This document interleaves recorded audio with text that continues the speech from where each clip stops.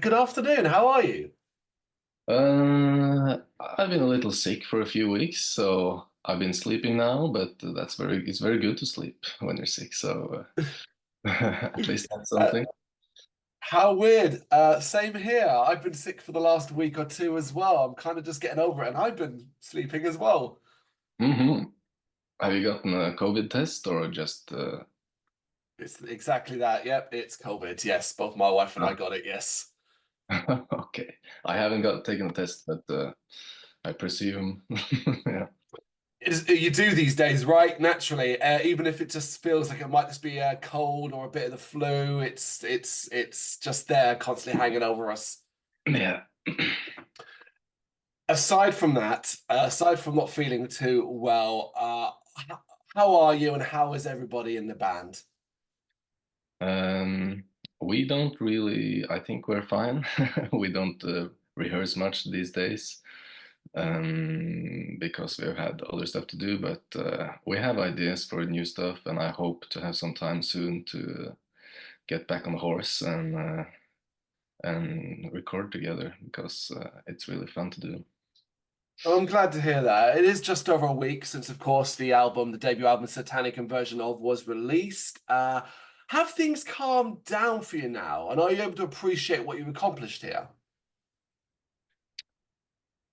Uh, yeah, it's not been so much. People ask for a few, or the label asks for a few interviews. Some of them are easy to do, some not. Depends on the timing, but yeah, no, it's not been so much feedback, I guess. Pretty quiet actually. That's nice though, because obviously the whole period, I mean, not even just after release of an album, the period in the build to release of an album, you kind of have to do so many things now. Did you feel any pressure to kind of have to do a lot of promoting yourself, a lot of going out there on social media and stuff like that to push the album? No, I feel like Peaceville has been really cool to us by letting us be very chill about everything so far, and we're a bit slow because we have a lot to do. But and you know, I'm really tired of always having to work. I work full time, and then I get home and also have to continue working by answering emails. But this is not just about the bands, but in general about things happening in life. So Hmm. I'm pretty strict about like this. I can answer today, this tomorrow, and then the next day. But you know, we it's been fun to see the results with this fixing the design, mixing, all that stuff. It's cool to a certain point. So try to in this band we try to keep it simple to make it enjoyable and not overwork ourselves because that has taken my energy away from bands previously. Congratulations on being able to do that. It's one of the hardest things to do is to say no and Mhm. step back. Yeah, and I feel like I'm always not disappointing, but like people are always waiting for an answer. But I think people also understand that we all have a lot to do and try our best. Yes, absolutely. We all do have a lot to do, and we're all just trying to do our best. So the fact that you found a way that works for you, ultimately, is well, it is the best thing of all. What I presume when you decided to create this new entity, this new band, this new musical project, you had that mindset from the beginning. You wanted it to be a more relaxed experience. That's true, and we've had it a little in a few bands, but it tends to like you have an idea and then you feel like, oh, it could be so great if we do this and this and this and this. But with black metal, I feel like it's easier. The less you do, the better it is sometimes. Not all the time, but usually and that's why we also wanted to do it because we have a lot of ideas that I think we can like move in the direction of black metal and to have a project that is supposed to be easier is very it's inspiring, I guess, because you get some motivation just by seeing that it's not so far from A to B when you have an idea to the end result. Was the early goal always to release an album? You know, when you first kind of started off playing together and you're jamming and you're creating stuff, did you ever think, okay, we will release an album? Yes, that was the point all along. It feels like, and it's very How did? few. Sorry, go on. Yeah, very few EPs I listen to. Maybe Wolf Slayer Abyss, the only one that comes back and back for me. Feels like an album, but Mm. usually it's if it's cool, then a long album is great, or a short album. I like the 30-minute length. It's nice for me. Also kind of fits with the modern way of people listening to music. Short and sweet seems to be what people want. Obviously, when it comes to black metal and comes to an album, you know, you still have to have a certain length. Did you take into account or think about the sort of way people consume music these days when it came to sort of writing the album? No. Straight up. Yeah, no, we have the riffs is our guiding stars, and if it's a long riff, we see how it can fit with the other ones, and usually it's a long riff, and then the songs become longer, and that's just how it is for us. Sometimes, yeah, I think there's at least one song that's not so long on the album, like 5 minutes or something, but. We don't really think about that. It depends on, we have a riff and we have to see what is the natural thing. That's always what we try to connect. What is the natural thing to happen here? It's fair to say that nothing ever felt forced.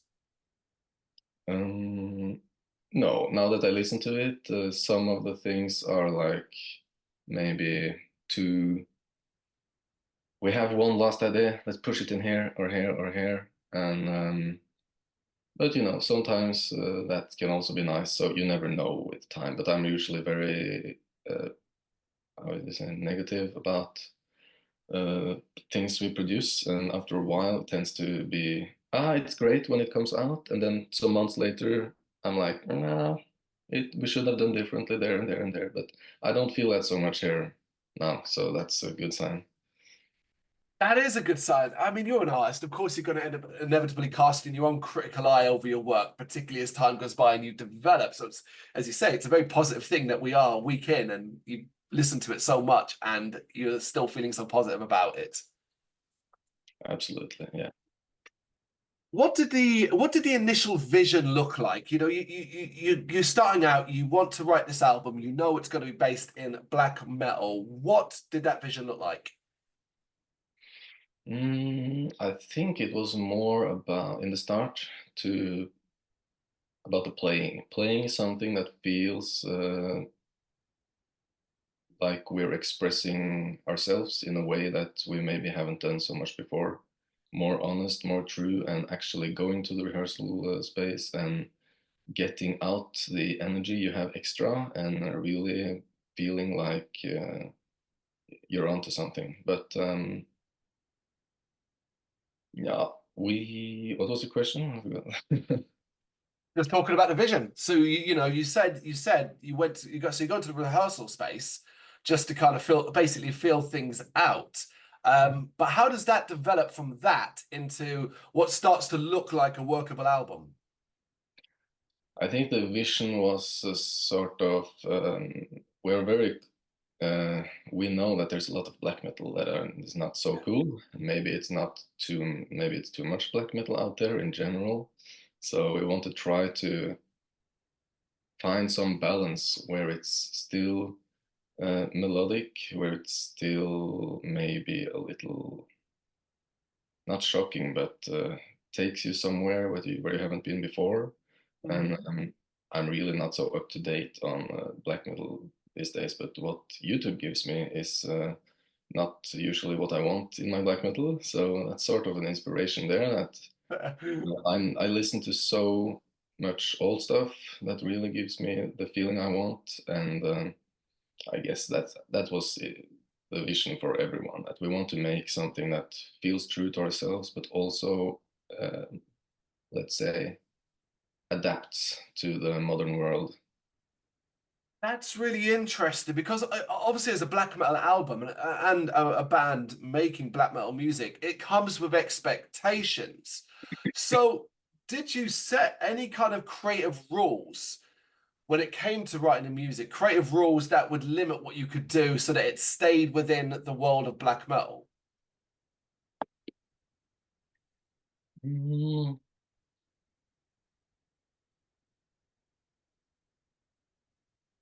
no, not really. I guess it's you could call it a rule to not have triggers on the drums or something, but we don't do that in general. So Fair it's enough. not. I think in most stuff we do is try to keep it maybe.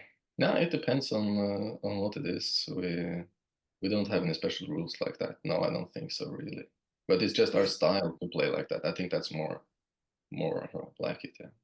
It's a natural thing again. It's not a creative boundary. You just naturally slip into it. Yeah, and I think there's some special and new stuff that we do that is not like groundbreaking, but it's a small pieces that, oh, we have this idea of doing this, and we do it. We haven't heard it before, and but it's not like, yeah. The response to the album has been incredibly strong. It seems to be really, really liked across the board, certainly across the world as well. And going into it beforehand, you're going to get the stamp of approval from Darkthrone. And did that put pressure on you? Mm, no, I don't think it puts pressure on pressure on us, but I feel like it's sort of important to, when we're so similar in style anyway, important to not be too similar. Yeah. Though, yeah, you always have to see where it takes you, you know.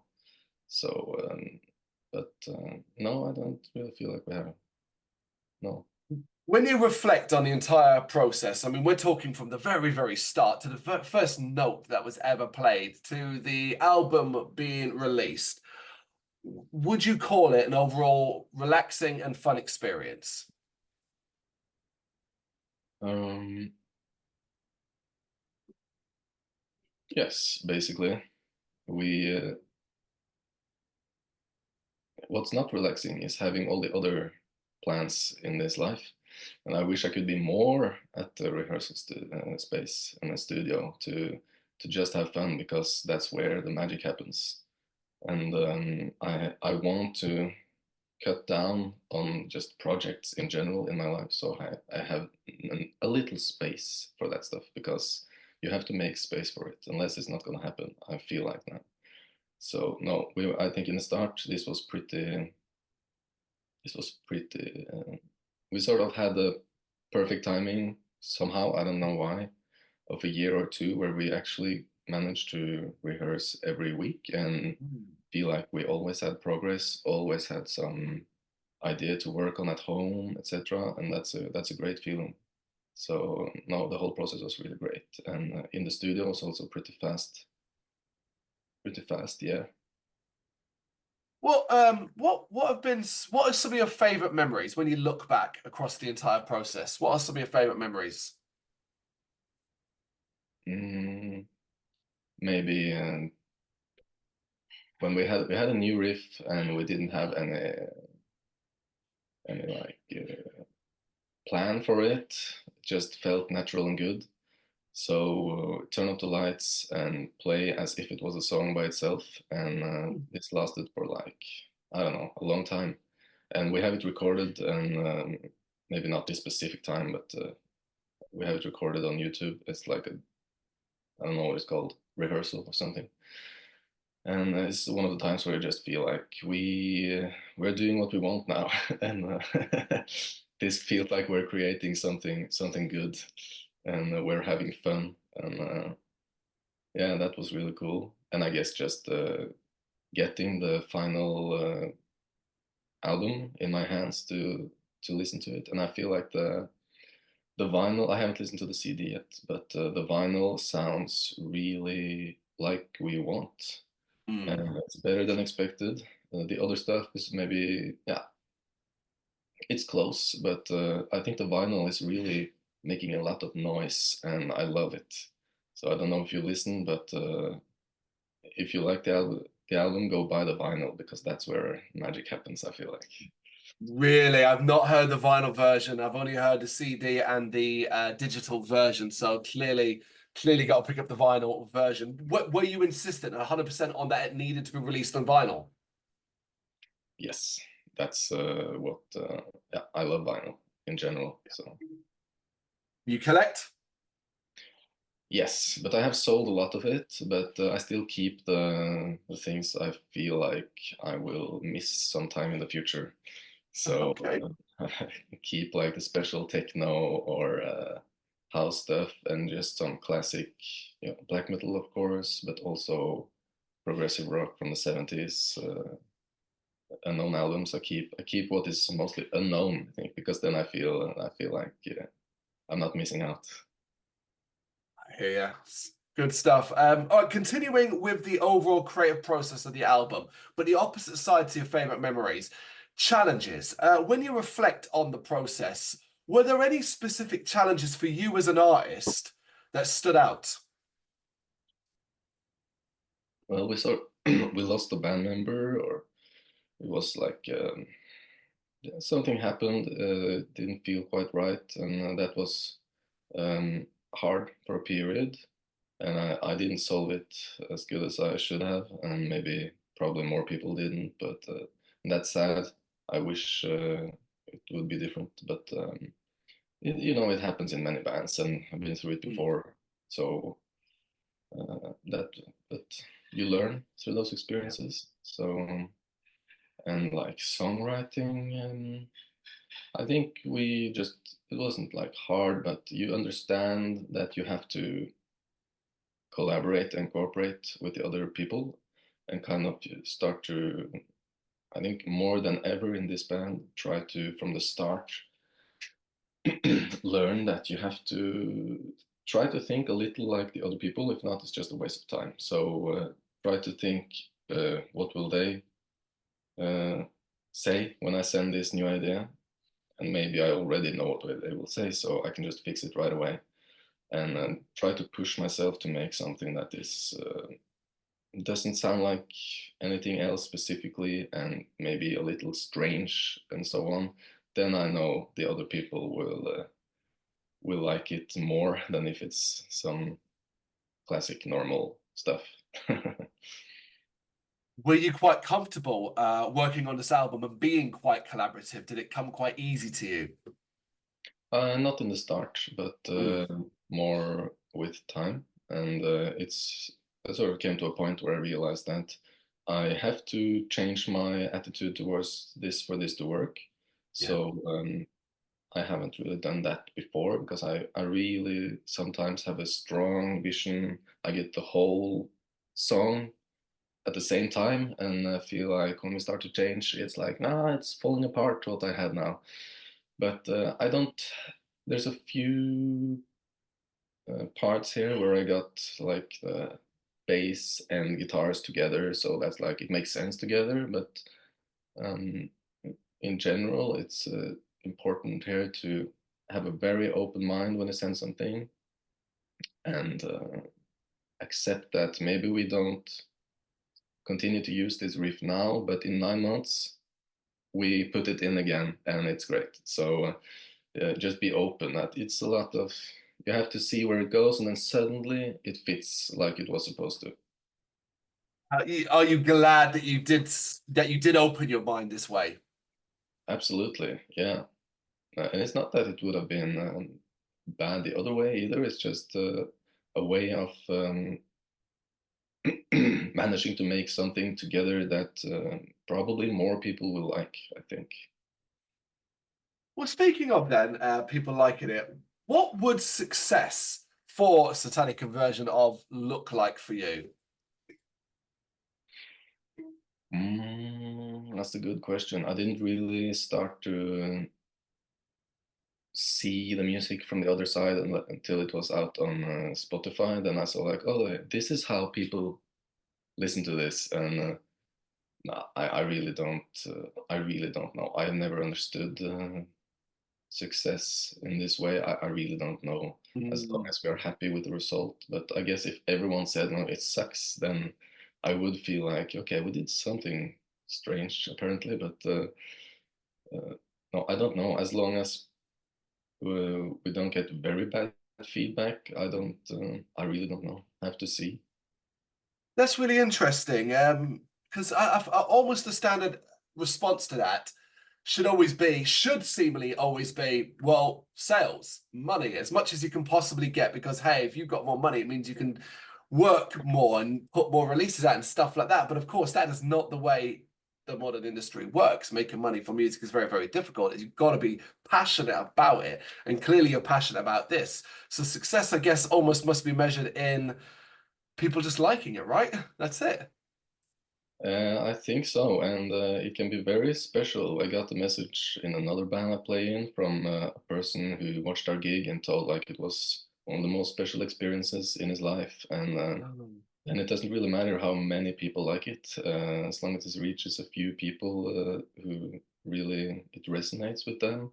And yeah, the modern industry, I think the most selling albums is like Thriller and The Wall, and those Mm. were really amazing albums. After that, I think it's I think the general opinion from the people in general is not a good way to measure success because most music I hear is not worthy. Fair enough. I'll take it you're not too comfortable with the idea of your success being measured in likes and follows and subscriptions and stuff like that. No, but I up to a point I think it's true because if no one listens to it, then yeah, I made a mistake before of making music and feeling like no, it doesn't matter what other people think. It matters, and if you don't like, if no one listens to it, it's bad because there's a lot of people with good taste out there. But up to a point, it's yeah, it's important. Some people should like it. If not, Uh, People do like it. That's the thing. Already, it's only a week old, and people are really, really liking it. Enough so that everyone's always interested. And you've kind of hinted this at the start that being such a prolific and busy person, we will have to wait and see. But what do you think is next for the band? we are already sending ideas to each other, and we'll try to, when things calm down, try to be better at actually meeting up in the rehearsal space and making more stuff. And I would love to just make more and release more now. So really have to. I'm trying to do my best to cut down and make space so I can have make more music with this band because I would love to focus on this. I have other projects, but this band is closest to my heart, so I want to continue. Watch this space. Can't wait to see what comes next, of course, and hopefully you find a great balance for you personally that works to create both this music and other things that you've got going on. Christopher, I just want a couple more minutes of your time. This is Ozzy Osbourne, and in his head are random cards of everything and anything, including many submissions by other bands and artists. I'm just going to pull some out, and if you don't mind, I'll answer a few of them. Interesting. Okay. Okay. Okay, right. Number 92. What is the hardest thing about being in your band? And I guess you could use that about any of your projects, any of your bands. The hardest thing? Hmm. Mm, having energy to be in all of them. Fantastic. Speaking of which, then, what is the last thing you do before you go to sleep? um,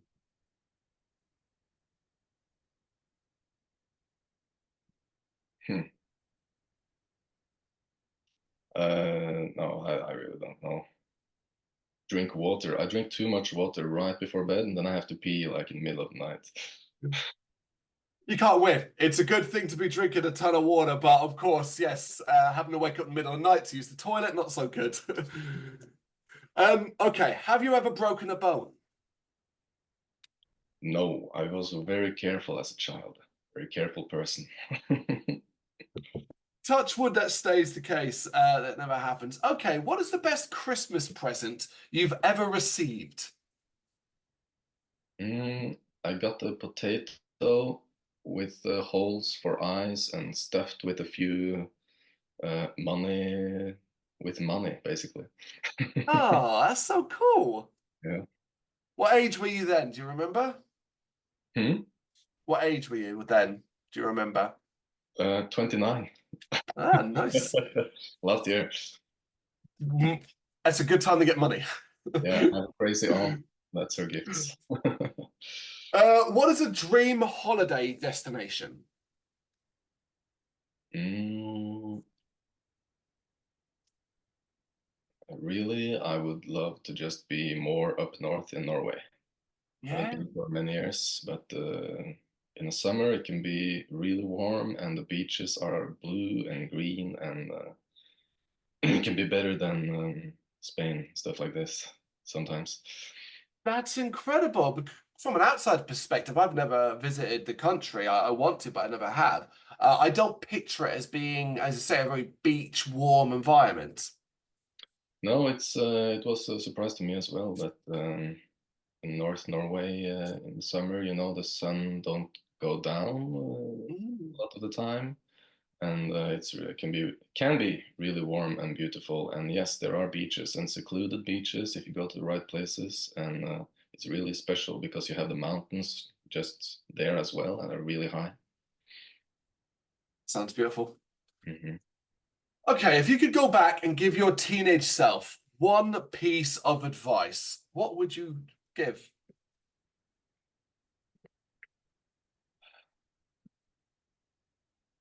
Grow up, grow up, and be a better person. I think. Yeah, I think a lot of us would. I think a lot of us would do would give our teenage selves that exact bit of advice. Yeah, Wouldn't but I listen know I though. wouldn't listen because you have to go through some processes to get it. You do. You're absolutely right. All right. Finally, what does the word comfort mean to you? Oh, warm feet. My feet are freezing cold. I think I have something. They don't find what it is, but as long as my feet are warm, my whole system is working great.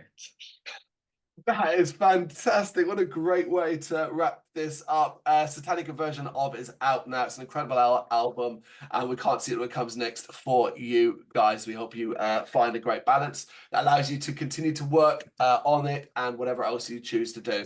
Christoffer, thank you so much for taking the time to do this. I appreciate it. Thank you for a good interview. Thank you very much for watching. If you'd like to see more content like this, please consider hitting the subscribe button. It is gratefully appreciated. You can find us over at gbhbl.com, our full website where reviews, news and so much more goes up daily. We're also on all social media platforms: Facebook, Instagram, Twitter, Threads, at GBHBL. Just search for GBHBL and you will find us out there. We also have merchandise on sale. You can access the shop via the website.